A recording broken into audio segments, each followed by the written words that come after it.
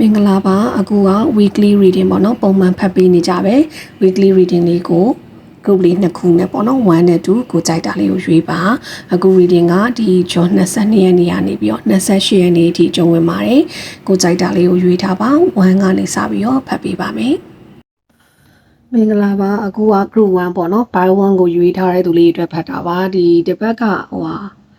ချထားတဲ့ကတ်တရားနည်းနည်းများတဲ့အတွက်ကြောင့်မလို့အကုန်လုံးကို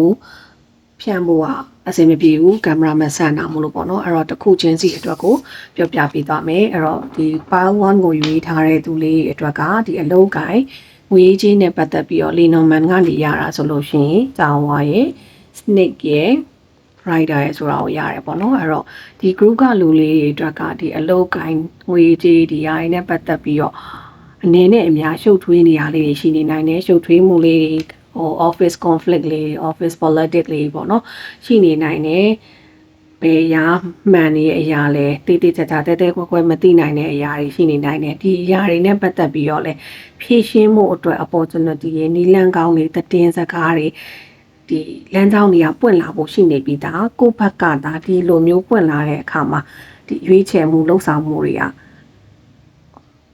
ထက်ခါမှားနေရဲ့အမှားတွေနဲ့ထပ်ပြီးတော့မလုပ်ဖို့ပေါ့နော်ဒီ old pattern တွေကိုထပ်ပြီးတော့ mistake တွေခဏ repeat ထပ်မလုပ်ဖို့မှာခြင်းနဲ့ကိုရွေးချယ်မှုမှာကိုဒီအရာတွေကို handle လုပ်ပြီးတော့ဖြည့်ရှင်းတဲ့အခါမှာကောင်းတဲ့အရာတွေပဲဖြစ်ဖို့အခု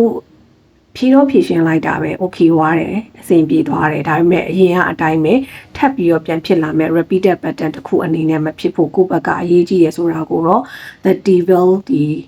bottom energy ကလေးရနေပြီးတော့ message ပေးတယ်ပေါ့နော်ဒီမှာဆိုရင်လည်း outcomes အနေနဲ့ရတာမှာဆိုရင် 8 of swords နဲ့ hierophant Otila ဆိုတဲ့ rune လေးကိုလည်းရတယ်ဒီလိုဖြည့်ရှင်းတဲ့အခါမှာခုနကပြောသွားသလိုကြောက်စိတ်တွေနဲ့မဖြည့်ရှင်းပါနဲ့ကိုယ်စီမှာရှိနေပြီးသား toxic bad habit တွေနဲ့ထပ်ပြီးတော့ရွေးချယ်ပြီးဖြည့်ရှင်းလိုက်တဲ့အရာတွေမဖြစ်ဖို့အရေးကြီးရဲ့ကိုလည်း overthinking မလုပ်နဲ့ limitation တွေမလုပ်နဲ့ကိုချုံနှောင်ထားတဲ့အရာတွေမဖြစ်ဖို့အရေးကြီးရပေါ့နော်ဒီမှာဆိုရင်8 of swords မှာဆိုလို့ရှိရင်ဒီလက်ကိုချုံနှောင်ထားတဲ့ကြိုးဒီကြိုးစာဖြီးလိုက်ဖို့အတွက်ကကြိုးစာလက်ထဲမှာကိုယ့်လက်ထဲမှာရှိနေပြီသားဒီဟာလေးကိုကပဲဖြီးရမှာပေါ့နော်ကို၌ကတာဒီကြိုးစာကိုတုံနှောင်ထားပြီးတော့ကို၌ကပြန်ပြီးတော့ချုံနှောင်ထားတဲ့အရာတွေမဖြစ်နေဖို့အရေးကြီးရဒီမှာဆိုရင် hierophant ကကိုယ့်အတွက်ကိုထပ်ပို့ပြီးတော့တည်ရလို့နားလဲတဲ့လူကပြောပြတဲ့အရာတွေကိုလက်ခံမှာတင်ယူလေ့လာမှုတွေကိုလုပ်ပါပေါ့နော်။ကောင်းစေခြင်းလို့ပြောတဲ့အရာမှန်သမျှကို accept လုပ်ပါ။ရန်ကြီး overthinking တွေနဲ့ချုပ်နှောင်ထားတာ limitation တွေနဲ့ကန့်သတ်ထားတာမျိုးမဖြစ်စေနဲ့ဆိုတာလေ message ပေးခြင်းနဲ့ပေါ့နော်။ဒီမှာဆိုလို့ရှိရင် oracle ကတော့နှစ်ခုလုံးအတွက်ဒီအလုပ်ကိုင်ငွေကြီးရောဒီမိသားစု relationship တွေအတွက်ကိုတစ်ခါတည်းတွဲပြီးတော့ဆွဲလိုက်တာပေါ့နော်။ဒါပေမဲ့ဒီမှာဆိုလို့ရှိရင်လည်း great teacher ဒီမှာလည်း hierophantဒါကတော့ sound ဆိုတဲ့ oracle ပေါ့နော်အဲ့တော့ဒီ Otila လိုမျိုးကိုဘဝတကယ်ကိုဒီအလုပ်ကိုင်ငွေကြီးနဲ့ပတ်သက်ပြီးတော့တည်မြဲဖို့ခိုင်မြဲဖို့ stable security ရှိပြီးတကယ်ကို foundation ပေါ့နော် solid ရှိနဲ့တကယ်ကိုခိုင်မာတဲ့အရာတစ်ခုဖြစ်ဖို့အတွက်ကနားထောင်ရမယ့်အရာတွေကိုနားထောင်မှာလက်ခံမှာ acceptance အနေနဲ့တကယ်ကိုလက်ခံမှုတွေယူပြီးတော့ကြိုင်တွေဖြည့်ရှင်းမှာဒီမှာဆိုရင် sound နဲ့ rider နဲ့ကိုလည်းတွားပြီးတော့ဆက်မိရပေါ့နော်ဒီခေါင်းလောင်းလေးတီးလိုက်လို့ရှိရင်အတန်လေးကြားရတယ်လို့ပေါ့နော်အဲ့လိုကိုယ့်စီကိုတကယ်ကိုသတင်းစကားတွေကရောက်လာမှာတဲဆောင်လာမှာဒီလိုမျိုးခက်ခဲနေရရှုပ်ထွေးနေတဲ့အရာတွေကိုဖြည့်ရှင်းမှုအတွက်နီးလန်းကောင်းတွေ opportunity သတင်းစကားတွေလုံးရမဲ့ဒီအကြံဉာဏ်ကောင်းတွေကရောက်လာဖို့ရှိနေပြီဒါကိုယ့်ဘက်ကသာလက်ခံတတ်ဖို့ပဲလိုအပ်တယ်လက်ခံမှုနဲ့အတူတူဖြည့်ရှင်းတဲ့အခါမှာလည်းအရင်လိုမျိုးထက်ခါမှားအောင်လုပ်နေတဲ့ repeated pattern တွေ old pattern တွေနဲ့ repeat ခဏလဲမနေဖို့အရေးကြီးရပေါ့နော် attachment တွေ control တွေလုပ်ချင်တဲ့အရာတွေကိုလည်း short ပါလို့မှာချင်တယ်ဒါကတော့ဒီ group ကလူလေးတွေအတွက်ဒါအလုံးကိုင်းငွေကြီးနဲ့ပတ်သက်ပြီးတော့ရတာပေါ့နော်နောက်ဒီမိသားစုအရေးrelationship one to one connection အကုန်လုံးအတွက်ပေါ့နော်ပါတာကထပ်ပြီးဆွဲထားတာက Lenormand မှာဆိုရင် anchor နဲ့ sun the house ပေါ့နော်ရတယ်အဲ့တော့ဒီ group ကလူလေးတွေကတော့လေဒါ relationship ပေါ့နော် relationship မိသားစုအရေးနဲ့ပတ်သက်ပြီးတော့ဒီပို့ပြီးတော့ commitment ကောင်းတဲ့အရာကိုနဲ့တကယ်ကိုပို့ပြီးတော့လေးနက်တဲ့ relationship တွေပျော်ရွှင်စရာကောင်းတဲ့ relationship တွေ family လုံးဝ settle down ဖြစ်သွားမယ့်အရာကောင်းသွားတဲ့အရာတွေ ကိုဥတီနေရတော့တွေ့နေရတယ်ခုနကပြောသွားသလိုပဲဒီဥတီမှုတွေမှာလည်းတကယ်ကိုအမြင့်တွေပြီးတော့အိမ်တစ်ခုဆိုတဲ့ဟာမျိုးပေါ့နော်ဒီမှာဆိုလည်းကြောက်ဆူတကယ်ကိုချလိုက်တဲ့အချိန်မှာလုံးဝစက်ချဝိုင်းဒီနေရာဆိုပြီးတော့မှန်မှန်ကန်ကန်ကိုချလိုက်တဲ့အရာတွေမှာ control တွေ attachment တွေ fears တွေမပါဖို့တော့လိုအပ်တယ်တကယ်ကို healthy lifestyle တခု healthy relationship တခု healthy family life တခုကိုထူထောင်ဖို့လိုတယ်ဆိုတာကိုလည်းဒီ devil ကလေးကနေထပ်ပြီးတော့ message ထပ်ပေးခြင်းနဲ့ပေါ့နော်ဒီလို energy နဲ့ပဲဟိုတိဆောက်ဖို့လိုအပ်တယ်လုံးဝ fears တွေ attachment တွေအရန်ကို control လုပ်ခြင်းတွေရဲ့အရာတွေနဲ့မတိဆောက်နဲ့ unhealthy pattern မှာဖြစ်ဖို့အရေးကြီးရပေါ့နော်ဆိုလိုတာအဲ့တော့ဒီမှာဆိုရင် outcomes မှာလေ empress လေးကိုရတယ်Tower နဲ့ pay through ပေါ့နော်အဲ့တော့ဒီမှာလဲ step back ဆိုတဲ့ oracle လေးကိုရတယ် empress က abundance ကရှိနေပြီးသားတကယ်ကိုလိုချင်တဲ့မိသားစုဘဝလိုချင်တဲ့ lifestyle တစ်ခုကို abundance flow တွေလည်းရှိနေပြီးသားကို၌လည်းတည်တည်ချာချာ nurturing လုပ်ပြီးတော့ကိုလိုချင်တဲ့ကိုအတွက်တကယ်စစ်မှန်တဲ့ကိုလိုအပ်တဲ့လိုချင်နေရဆိုတဲ့ lifestyle တစ်ခုရအောင်ကိုကဖန်တီးနိုင်တဲ့ outcomes တွေရှိနေပြီးသားဒါပေမဲ့ဒီမှာတော့ pay through နဲ့တာဝါဘာလို့ထွက်လာတယ်လဲဆိုလို့ရှိရင်ဖြစ်နိုင်တာပေါ့နော် unexpected event တွေမထင်ထားတဲ့အရာတွေဖုံးကွယ်ထားတဲ့တချို့သော hidden အရာတွေပေါ်လာဖို့ရှိနေနိုင်တယ်ဒီလိုပေါ်လာတဲ့အရာတွေကဒီအနာဂတ်အတွက်မလိုအပ်တဲ့အရာတွေပြင်ရမယ့်အရာတွေပြန်ပြီးတည်ဆောက်ရမယ့်အရာအခုဆိုအိမ်တစ်ခုတည်ဆောက်ပြီးဆိုကြရကောင်းတဲ့ဟာ solid foundation တကယ်ကိုအခြေခိုင်တဲ့အရာကောင်းတဲ့အရာဖြစ်ဖို့အတွက်ကြောင့်မလို့တကယ်ကိုဒီအနာဂတ်ကိုရှေ့ဆက်ပြီးသွားဖို့မှာမလိုအပ်တဲ့အရာတွေကိုမြင်အောင်ပြဖို့ရှိနေနိုင်တယ်ဒီတစ်ပတ်မှာ relationship နဲ့ပတ်သက်ပြီးပြောလို့မဆိုဘာအရာကိုလုပ်မယ်လို့ action တွေမယူခင်ပေါ့နော် decide မလုပ်ခင်မှာပြောချင်တာခြေတလန်းမတိုးခင်မှာခဏလောက် step back နောက်တလန်းလောက်ခဏဆုပ်ပြီးတော့ပြန်ပြီး overview နဲ့တစ်ချက်ပြန်ကြည့်ဖို့လိုအပ်တယ်ဆိုတာလည်း message ပေးခြင်းနဲ့ဒီလိုတော့ငါထူထောင်နေပြီတိဆောက်နေပြီဘယ်ຢာတွေက unhealthy pattern တွေလဲဘယ်ຢာတွေကပြလာမှာပဲကို unexpectedly ပြလာမယ်မြင်လာမယ်ဆိုတာဒီ tower နဲ့ pay through မှာရှိနေပြီးသား hidden things တွေလုံးဝဖုံးထားတဲ့အရာတွေမြင်လာဖို့ရှိတယ်ကိုဘက်ကဒါဒီလိုဖုံးထားတဲ့အရာတွေကိုမြင်လာရင်ခုနပြောသွားတယ် great teacher လို့တီးလို့ပြောပြတဲ့အရာတွေလက်ခံမှာ the sounds လေးရနေပြီးတော့ဒီခေါင်းလောင်းလေးရဒီ seller တန်တွေကနေထွက်လာတဲ့အရာတွေကနေပြီးတော့ကြားသမျှကိုဘက်ကလက်ခံပြီးနားထောင်ပေးဖို့လိုအပ်တယ်ဆိုတဲ့ message လေးလည်းပေးခြင်းနဲ့ခုနကပြောသွားသလိုခြေတလန်းမတက်ခင်မှာနောက်တလန်းခဏလောက်ပြန်ဆုပ်ပြီးတော့ဘာလုပ်ရမလဲတည်တည်ကြကြလုပ်ပါTower movement ဖေးထူ movement တွေကဒီဟာတွေကကိုတကယ်ကိုဒီရှေ့ကိုသွားရမယ့်အချိန်မှာကောင်းတဲ့အရာတွေဖြစ်ဖို့အတွက်အလင်းတစ်ခုပြရလို့ပဲဒါသိစေခြင်းလို့ပြလိုက်တဲ့အရာလို့ပဲမြင်အောင်မှတ်ပါဒီသိရမြင်ရတဲ့ဟာတွေတည်တည်ချာချာလေးဒီလိုမျိုး moment တစ်ခုကြုံလာပြီဆိုရင်ငါဘာတွေကိုပြန်ပြီးတော့တိဆောက်ယူရမလဲကောင်းတဲ့အရာတွေဘယ်လိုတိဆောက်ယူမလဲဖြိုးဖြတ်ခဲ့ပြီးတော့တိဆောက်ယူရမယ့်အရာတွေကိုတည်တည်ချာချာတိဆောက်ပါလို့မှာခြင်းနဲ့ဒါကတော့အခုဒီ by one အတွက်ရတဲ့ message တွေပါဆာရရှင်းစီပါစီအခုက group 2 သမားလေးတွေအတွက်ရောက်သွားပြီပေါ့နော် group 2 by 2 သမားလေးတွေအတွက်ပါခုနကပြောသွားသလိုပဲကတ်တီအကုန်လုံးကင်မရာထဲမှာချလို့အဆင်မပြေလို့ပါတခုချင်းစီအတွက်ကိုပြောပြပေးပါမယ်အဲ့တော့အခု group 2 သမားလေးအတွက်ရတယ်ဒီလီနိုမန်နေရတာပေါ့နော်အလုံးကိုင်ငွေချင်းနေရတာက dog ရယ် fox ရယ် book ရယ်ဆိုတာကိုရတယ်ဒီ group 2 သမားလေးအတွက်ပေါ့နော်ဒီတစ်ပတ်မှာလက်ရှိလုပ်နေတဲ့အလုံးကိုင် project တွေစတာတွေကိုကိုယုံကြည်ရတဲ့စိတ်ချရတဲ့တကယ်ကိုအတွက် trust ဖြစ်ရတယ်ပေါ့နော် loyal ဖြစ်တဲ့လုပ်ဖို့ကိုင်ဘက်တွေ partnership တွေနဲ့တကယ်ကိုအခုလက်ရှိလုပ်နေတဲ့အရာတွေကို strategy ကြတဲ့လိမ္မာ partner စွာနဲ့ planning တွေချဖို့လုပ်ဖို့တွေလိုအပ်နေရယ်ဘာဖြစ်လို့လဲဆိုရင်ဒီအခုလုပ်နေတဲ့လက်ရှိလုပ်နေတဲ့အလုပ်ကိုင်တွေ project တွေကလေ့လာဖို့တွေကလိုနေသေးတယ်ကိုလိုချင်တဲ့ information တွေကိုသိချင်တဲ့အရာတွေကတည်တည်ချာချာမသိရသေးဘူးဒီအရာတွေကိုကိုက strategy နဲ့တကယ်ကို planning တွေတည်တည်ချာချာချဖို့ပေါ့နော်ကိုရဲ့လုပ်ဖို့ကိုင်ဘက်ကိုရဲ့ partnership တွေနဲ့တည်တည်ချာချာ strategy လေးနဲ့လုပ်ပြီးတော့သိရမယ့်အရာတွေကိုတည်တည်ချာချာဖော်ထုတ်ဖို့ကြိုးစားပြီးတော့လေ့လာဖို့လိုအပ်နေရအောင်တွေ့ရတယ်ဒီမှာဆိုလို့ရှိရင်လည်း bottom မှာ page of ones ပေါ့နော်အဲ့တော့ ကိုယ့်ရဲ့အခုဒီလုံနေတဲ့အရာတွေခုနပြောသွားသလိုပဲတေးသေးချာချာ curiosity ပေါ့နော်ပြောချင်တာသိချင်တဲ့စိတ်နဲ့ကိုလေ့လာဖို့လိုအပ်တယ်တေးသေးချာချာကိုထဲဝင်ဝင်ကိုလုံနေရဲ့အလုပ်ကိုင်းကိုလှုပ်ဆောင်နေရဲ့အရာအတွက်ကို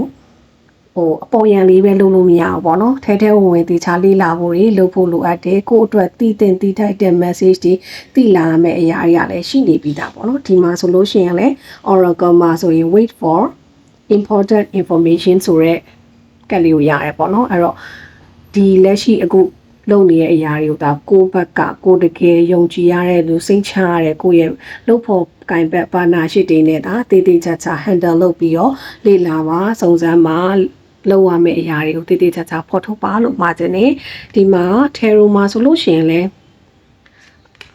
Three of Pentacles နဲ့ The Moon ဒါကတော့ Ronia Lagos လေးကိုရတယ်ပေါ့နော်ဒီ Lagos လေးဆိုဒီမှာ dream လေးနဲ့တွဲပြီးတော့မြင်မိရပေါ့နော်အဲ့တော့ဒီမှာလည်း Three of Pentacles ကတကယ်ကို collaboration တွေ teamwork တွေကိုပြနေတာအဲ့တော့ကိုယ့်ရဲ့ခုနပြောသွားသလိုကိုယုံကြည်စိတ်ချရတဲ့လုပ်ဖို့ကင်ဘက်ပါနာရှိတွေနဲ့ဒီ tarot မှာလည်းထပ်ပြီးတော့ double confirmation ထပ်ပြီးရတေးချာလေးပူးပေါင်းပြီးတော့အတူတူလှုပ်ဆောင်ဖို့ဖန်တီးဖို့တွဲပြီးတော့လက်တွဲပြီးတော့လှုပ်ဆောင်မှုတွေကိုပြနေအဲ့တော့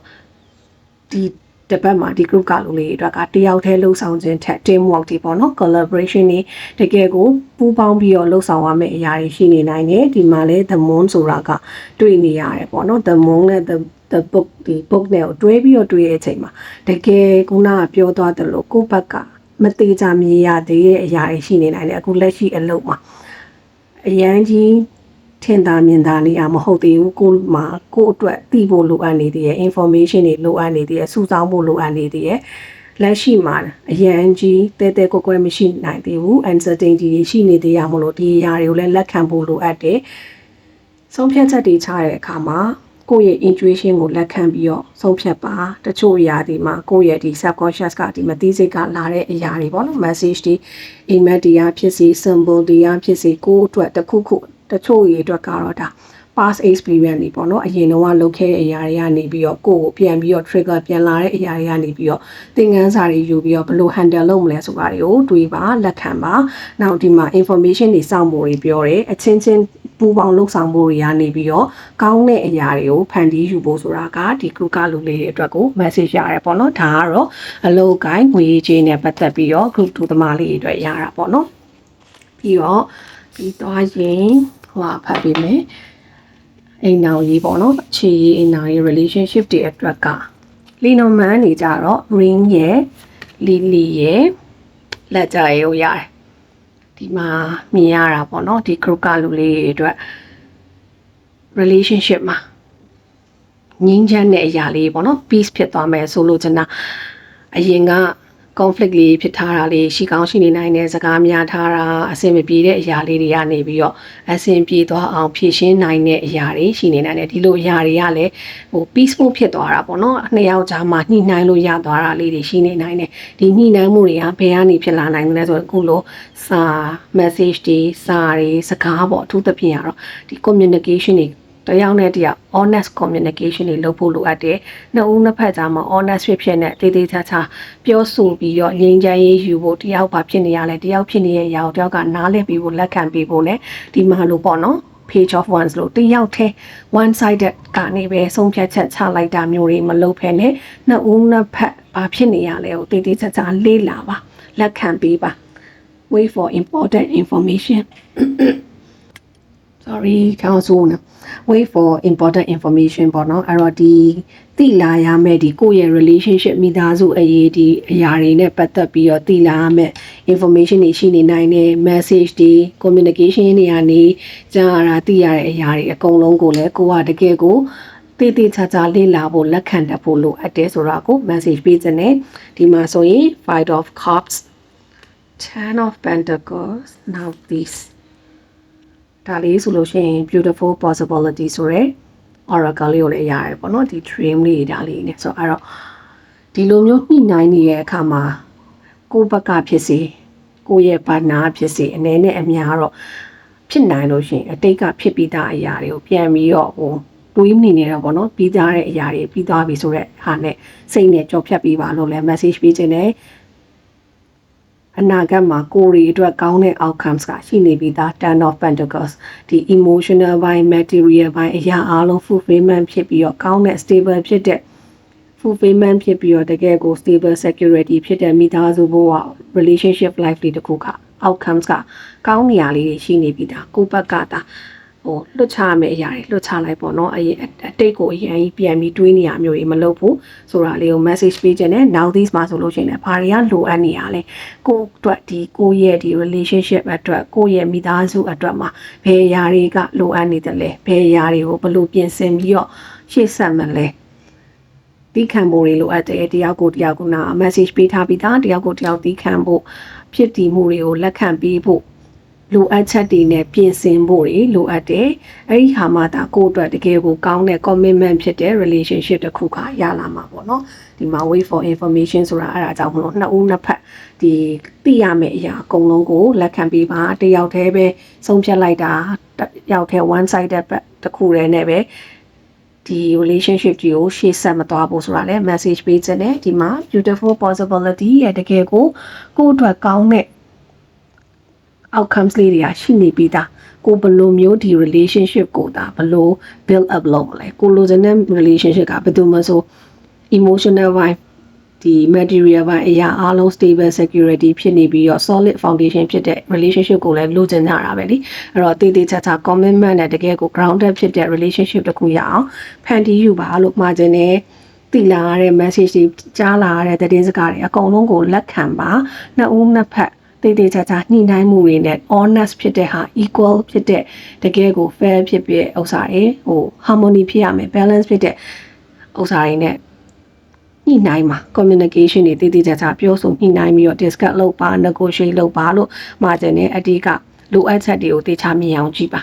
စိတ်ရှိပါသိခံပေးပါအဲ့ဒါမှသာကောင်းမွန်တဲ့ outcomes တကယ်ကောင်းတဲ့